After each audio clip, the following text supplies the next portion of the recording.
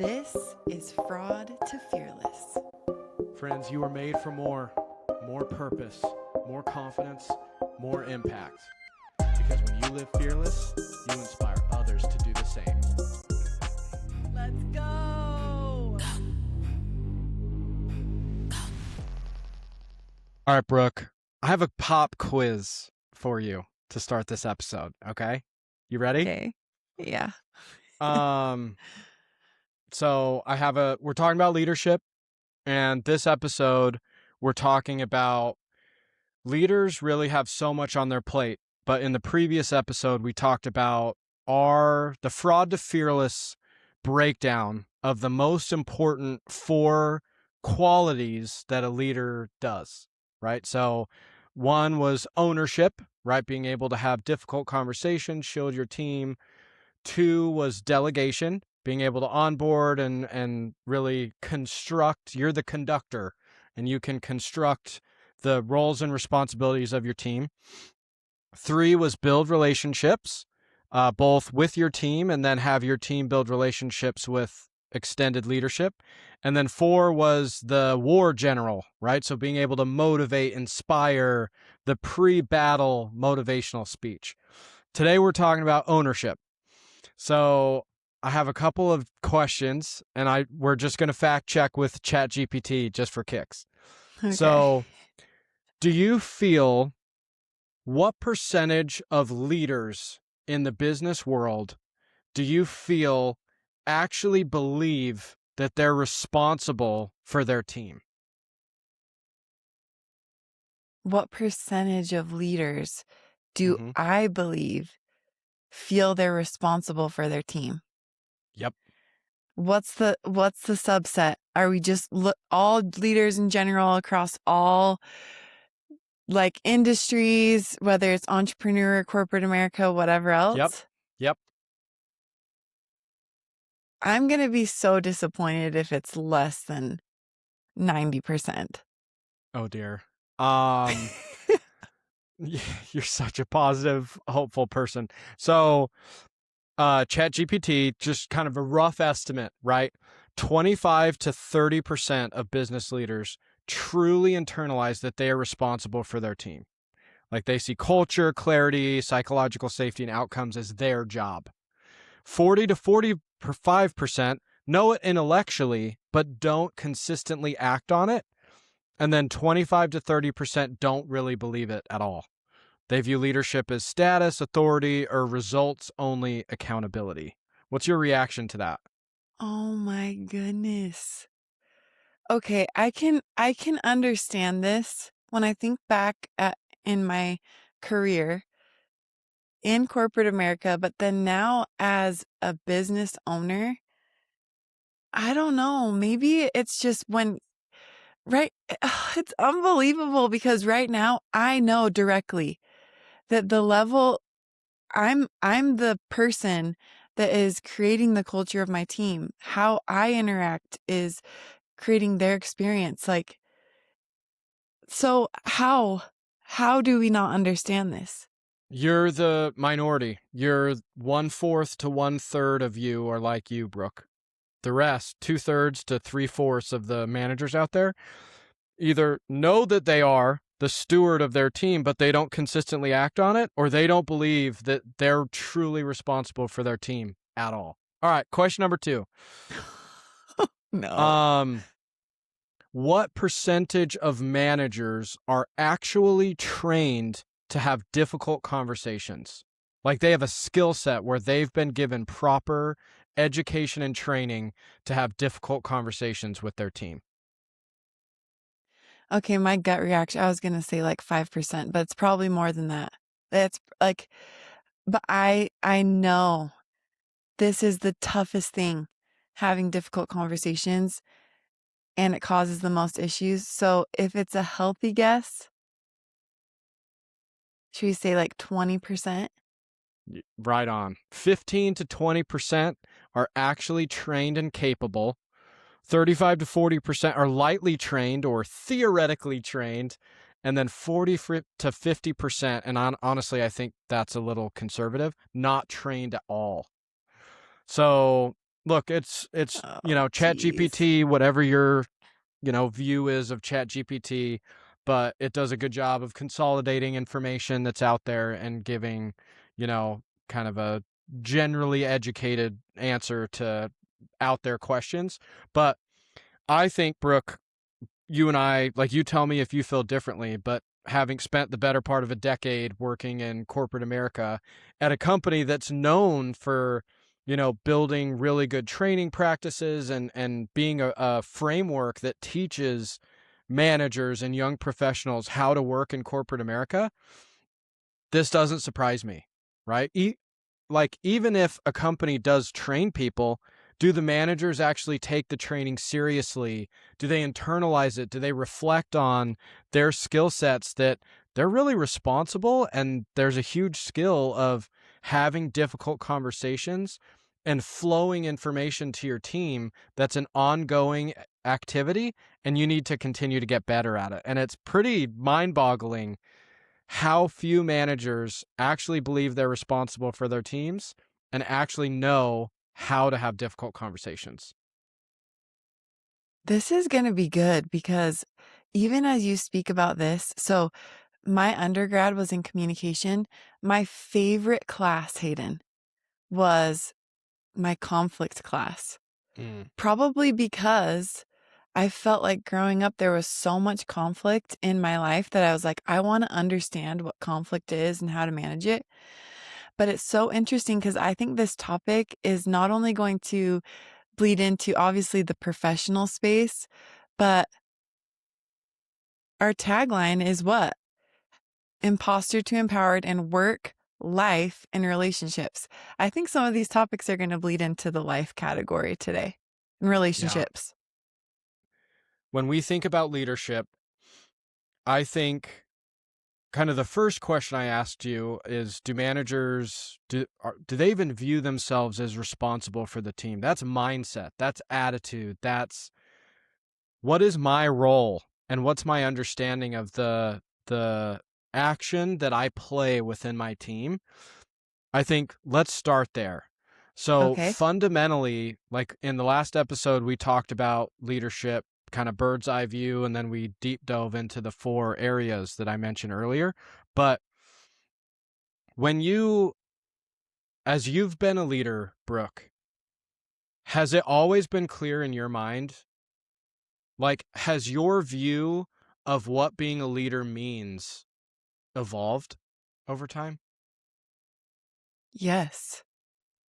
I'm laughing because I thought that I was a leader. I thought I was a leader. I legitimately thought I was a leader at all these different stages of my life and thinking, and I don't want to beat myself up too bad, right? But like, I've taken a huge dose of humble pie as I've Yeah. actually stepped into hiring new people on my team and this next level of leadership that I haven't experienced before that has made me realize, oh no, I don't even know what leadership means. Yeah. So so there's definitely imposter syndrome there for me, but of course it's evolved as we experience and grow in professionally, you're given different tasks. You have, maybe you're the leader over a specific program and you're managing that, and then you start managing people and the role changes, and so that shifts how you perceive what leadership is, and you see your blind spots really fast. Like, here's my there's a lot of stuff that I need to work on. Yeah. That is, I totally agree.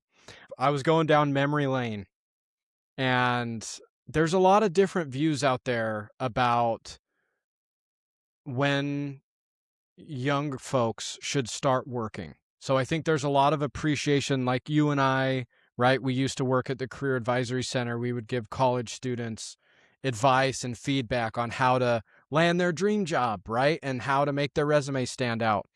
And I think there's a lot of appreciation for students that do extracurricular activities, but also that start working. And the reason why it's so important is you learn some of these fundamentals of how a team works in a professional setting. So, my first job, I tutored calculus at Southern Utah University. So, I was always really good at math. Calculus was pretty easy to me, to be completely honest. And I promise, Brooke, I'm not trying to brag or like be full of myself. It just came easy to me. Numbers have always came easy to me. So my first job, I was really like an independent contractor, and struggling students, I would get their information. I would reach out, see if they needed help with their homework, and then I would help them with their calculus homework, their math homework. That was my first job. And I remember there was a moment I was meeting with a student and my boss was there, and she just kept going off subject, like she wanted to talk to me about other stuff. And I entertained it, and we spent 10 minutes just kind of getting to know each other. And she's like, "Yeah, like, you're getting paid. Like, I don't really uh think that was a good use of time." And it was like, "Whoa, she's trying to talk to me. What? I just tell her to stop?" And I learned something there. One, I never did another meeting with a student in the office again. We always went somewhere else, because I was like, I need leash. I don't need you to crowd my style.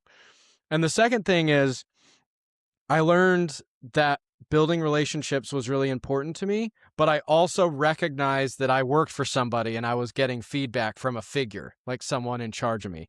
Then I moved to Starbucks. And Starbucks is an amazing experience. I would recommend all college students working at Starbucks, because the majority of people on this planet drink coffee. And I just think you learn so much. You learn how to process. You learn like Six Sigma, supply chain, how an order flows through. And I wasn't really a leader, Brooke. Like, I didn't really lead my peers. I was just a really good individual contributor. And then I went to the bank, same thing. It was all about me. And then eventually, when I got to grad school, I learned, oh, I can mentor other people. Like, I can teach other people. But I needed to go through some challenges and some struggles as being a calculus tutor, as working at Starbucks, as working at the bank, as working at an accounting firm, that really kind of showed me, oh, okay, like, what is the role that Hayden can play in an organization and a team? I needed to build some of those skills. So I'm really glad I started working early to develop my mindset of what leadership means. Hey, my friend, I want to tell you about the Fearless Journal. The reason why Hayden and I created this journal was because if you're like us, you love listening to podcasts, you love listening to audiobooks, and you love the insights that you get from those things. But are you actually implementing them? That's my downfall. I have a million notes in my phone, a million Google Docs of different things, books that I've started, podcasts that I've listened to, and I don't have one single place to track my progress.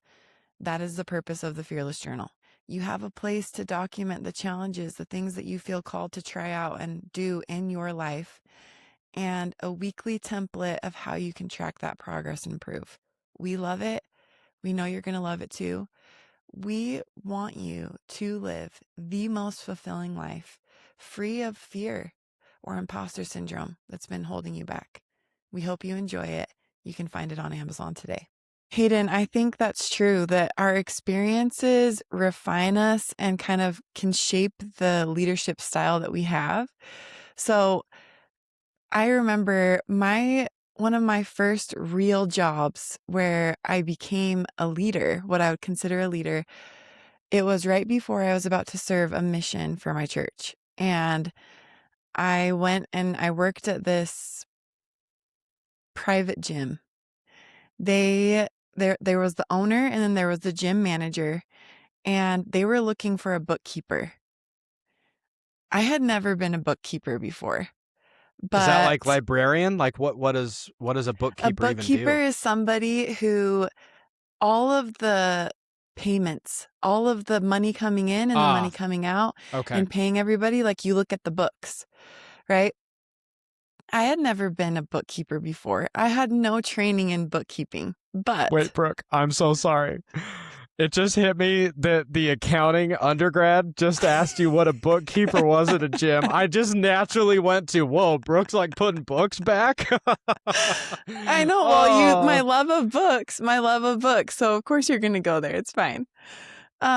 So here I am, my first day. I walk into the office and there's just this stack of mail, just stack of like papers and letters and all this stuff. And I'm like, okay, this is a lot. They need help. And I start opening up all the mail and it's like past due bills, bills and bills and bills. And I go and look at the information and I see how we're billing people, what price we're at. And when I'm looking at the numbers, even with my background, I start sweating. I'm like, we're in trouble. We're literally in trouble. We have all these issues. The general manager, he was amazing. His background was in exercise and he was like the hype you up guy. He didn't have the business part, or at least that I could see that to know all of this stuff. So I am this 18, 19-year-old girl who comes in and they're like, oh, by the way, the owner's going to be coming in 3 days to get a report on what's going on in the business. And I'm like, how are we going to fix this? How are we going to turn this around? Now, in that situation, I could have just been like, this is not my problem. I just totally came into this. I had no idea, like I'm out. But something in me, the problem solver in me was like, we can figure this out. I can do this. So I came up with this structure of how we could change our membership, the payment plans, how far behind we were, what we could do, the communication, like all of it just came to me.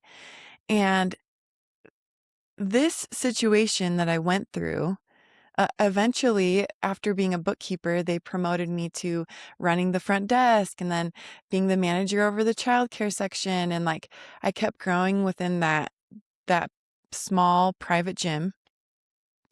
And the feedback that I got was, you, you came into the problems that weren't yours, but you owned them as if they were. You owned hmm, them as if they were yours.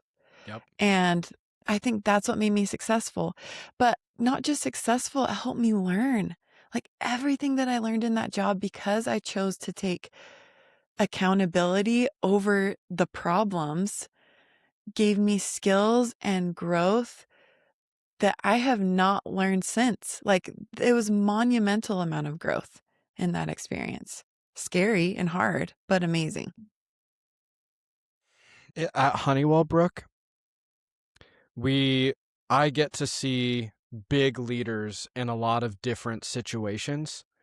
And generally early on as a business partner, right? Is so I support the leader of a full organization where they have a huge team, they have people, they have direct reports under them that have direct reports, right? And it can just go for layers, multiple layers. And generally, an early tell of a great leader is when a leader internally transitions to a new role. And the watch out word is inherited. It is so easy to come into a new role and to say, it sucks, or this process is broken, or this team isn't good because I inherited it. Versus, we got some work to do, Hayden. Let's fix it together. See the difference? It's it's very easy to come in and to feel like you're failing. Again, here's that imposter syndrome that even the most senior leaders feel. Here's the imposter syndrome. Here's the insecurity. They're blaming their current situation. It honestly, they're right. It isn't their fault, but they just took a new role where the organization is not in good shape, or the team might not be in good shape, or it's not where it should be. It doesn't have to be mission critical, but great leaders go into chaotic situations. It's like the Marines, like they run towards chaos. They don't run away from it. Uh, Inherited is the danger word. And what you just described is you could have said, oh, I inherited this problem. This isn't my job. I'm not even getting paid that much. Deuces. Like, I'll go get a different job that's less chaotic. But you owned it. It's that ownership piece. It's like, I don't care what I inherited. Hayden, let's fix it starting right now. Let's start getting better right now. I think that ownership concept, if ownership is off, the bones are bad. You know, if the bones are good, the rest don't matter. And if ownership mentality and mindset of a leader is wrong, I don't care if they're the most talented leader in other areas, like they have the best technical expertise you could think of, or they have the best experience in the world. If you don't own the team, if you don't own the problems of the team, forget the rest. Eventually it will crumble. Yeah. It's so hard though, because it's human nature. We don't want to own it, especially when it's legitimately we I think our mind goes into this self-preservation mode of, well, if this is my issue, what does it mean about me? And I I feel like maybe that last story, I'm tooting my own horn, but really right now, I'm not perfect at this. I struggle with this. I'm struggling with this right now. Look, I'm on round 3 of interns for my business and just hired 3 new people onto my team. And I find myself when I'm teaching people, okay, what is steward of my life? And here's all the stuff to ramp everybody up. And there's issues, like there's a blatant problem somewhere or something that's not clear.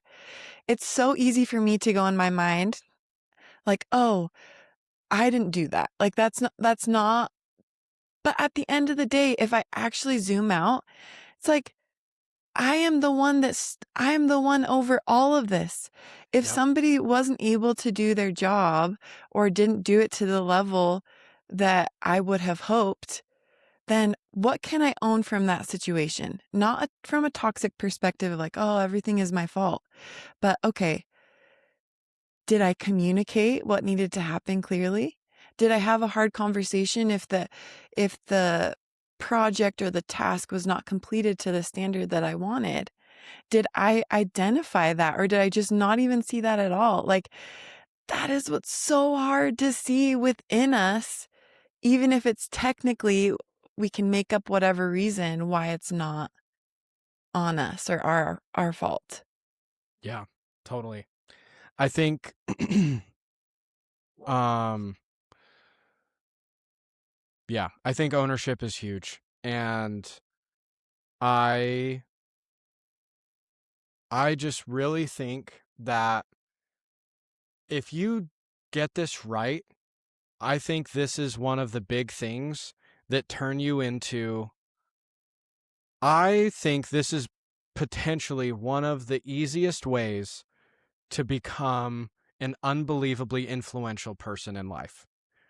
Is if you can roll with the punches, if you can turn a chaotic, stressful, broken experience into team, into let's work together, into let's make this better starting right now. That is the secret sauce for becoming just someone that you want like to be around, right? Just like that magic energy and the funny thing is, Brooke, it's human nature to want to blame. It's human nature to not be the one that messed up. And so we have to train ourselves to, instead of focusing on, this has always been something I've struggled with, is in corporate America, you have to hold people accountable when they make mistakes. But you don't want to overdo that, because if you get whacked for bringing up something or finding a mistake or finding an issue, are you going to want to do it again? Probably not. You know, you're probably going to be like, well, I know this is wrong, but I'm going to get whacked. So either you delay it or you just don't do it at all. And then leaders don't have information that they need that would potentially change decisions. And so we need to hold people accountable if they make mistakes, right? But we should also celebrate mistakes, celebrate things that are broken, because now we know and now we can fix it. And so I think instead of having the mindset be human nature is we don't want to be the ones that screw up, we don't want to be the ones that lead to a broken system. What if instead we flip the fear and we say, do you know what? I want to be part of the solution. Like, I want to be part of the team that fixes this.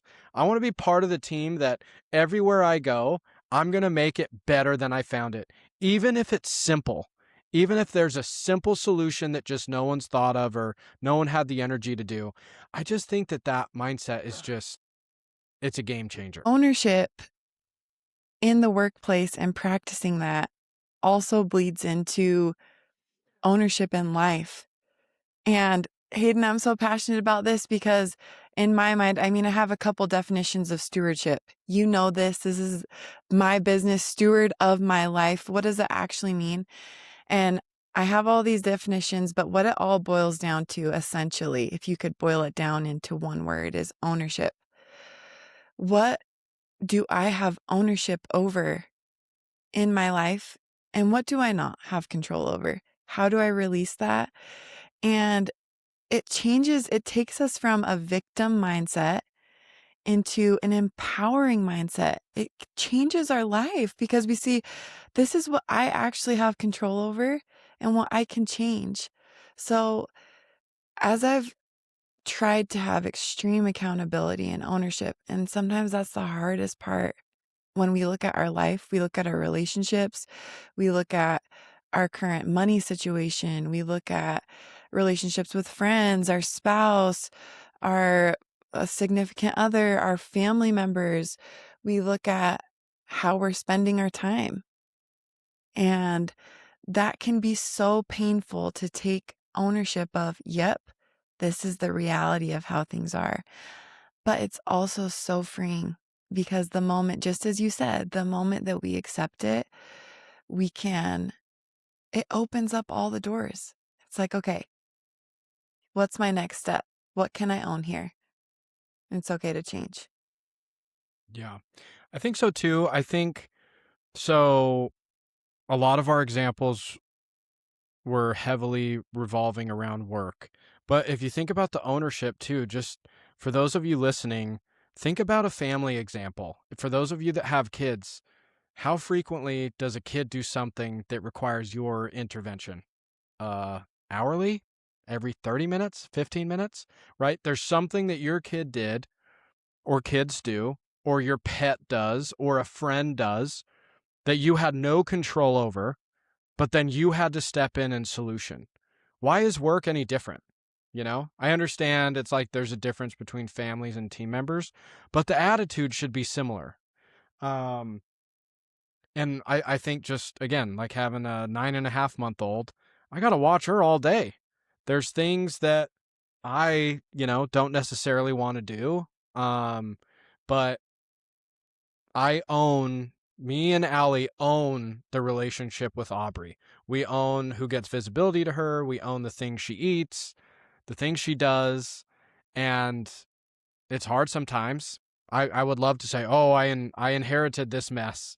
But no, like I got to go clean it up either way. So focus on doing the positive and focus on the good things about that experience and not just the feeling stuck, feeling like a victim. I love that, Brooke. Just the victim mindset is dangerous. This reminds me of a story called something that happened in history called the Black Death of Childbed.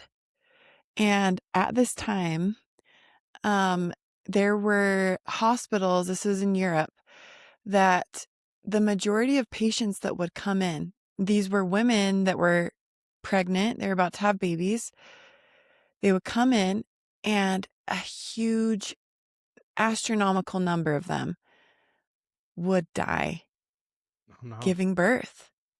And the numbers were so horrible that across Europe, they started to study like what is happening.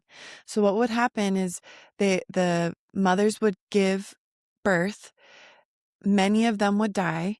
They would take the dead bodies and those same doctors would then go and operate to try to figure out what's going on.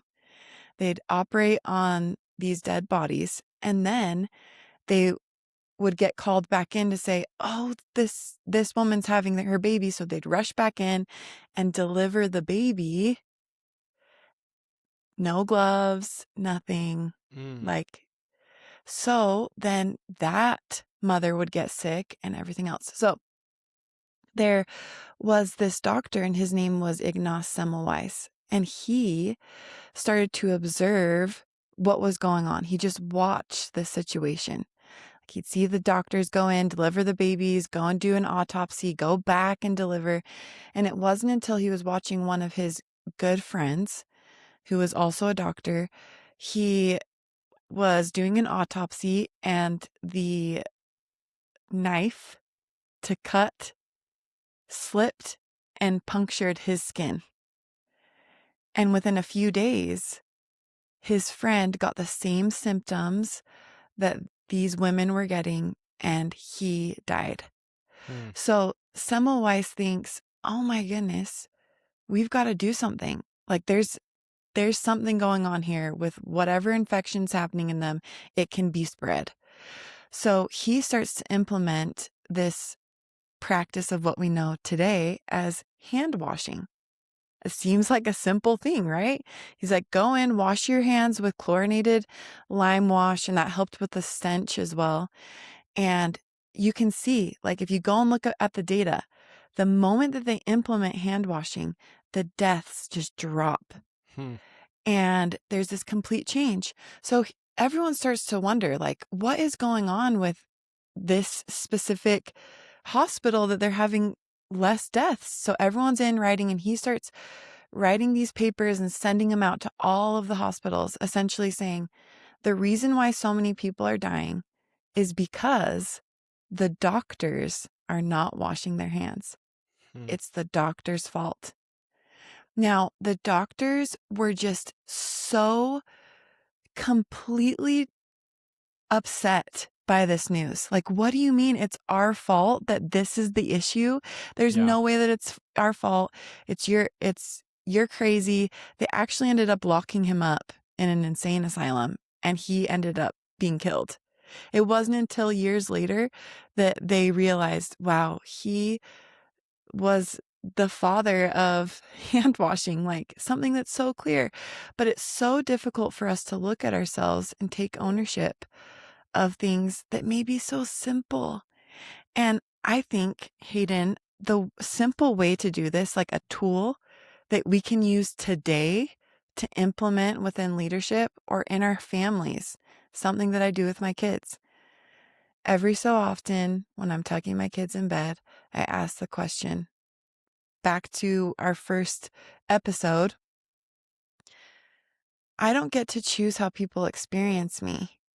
So I need feedback. And I'll ask my 6-year-old and I'll ask my 4-year-old, what can I do to be a better mama to you?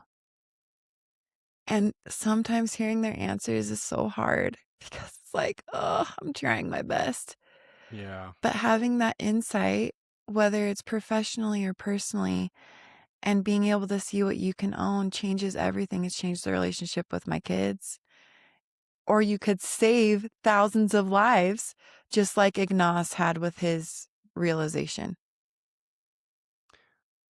Isn't it amazing how something like all of us washing our hands is just, I had no idea that story. I just thought that when cave people made fire, of course they washed their hands. It's just like one of those things that it's, dinosaurs, Yeah. the wheel, right? And making fire and washing hands. Those all just day Blend one of together. Earth being created. We just knew. It's amazing how just these things, you don't think that that's the entrepreneur, innovative kind of ownership mindset of a leader, whether you're a doctor or you own your own business. And it just made me think, Brooke, on top of having so many different leaders in my career so far, I have also been on so many different teams. And the most innovative teams that I've been on, we did not care about blame. We did not care about whose fault it was. We supported each other, we complimented each other, and we focused on the solution instead of the blame. It's fascinating how in your story, doctors whose sole purpose in life is to help other people continue to be alive fell in that trap in your story. Instead of thinking, there's a problem, we should fix it. Maybe my practice is wrong. It was, I'm not killing these people. It's not my fault. It, isn't that just amazing? You're missing the point. If you listen to Brooke's story and you didn't understand that there are doctors whose purpose in life is to help people, and they were so blinded by them making a mistake that they missed an opportunity to make the process better. What? And it's so easy to do. And so if you are listening to this and either you have your own team and your team is struggling with this, you have your own business, your business is struggling with this, or this is for the brave folks, you don't have a team reporting to you, but you report into either a leader or your team members and you are struggling with this, be the change. Be the doctor that says, hey, y'all, maybe we should wash our hands. Hey, maybe we should wear seatbelts or create something to make these cars a little safer. Hey, have we ever thought about, do we really need to do this? We do this report every month. No one really looks at it. Is it actually adding value? Um, and change the narrative to, instead of focusing on blame, let's be innovative, let's be solution oriented, growth mindset, right? And let's find the best path forward instead of just pointing fingers and figuring out who's going to get fired. Yes, these are the tools that we can use today. See what I can own, implement something, ask questions, keep your heart open. It's scary. There's fear there to ask the hard questions, to propose the suggestion. That's a part of moving towards a fearless life, is making that choice. We're going to be owners as leaders. We're going to own the narrative. We're going to be solution oriented. For now, y'all, that's the pod.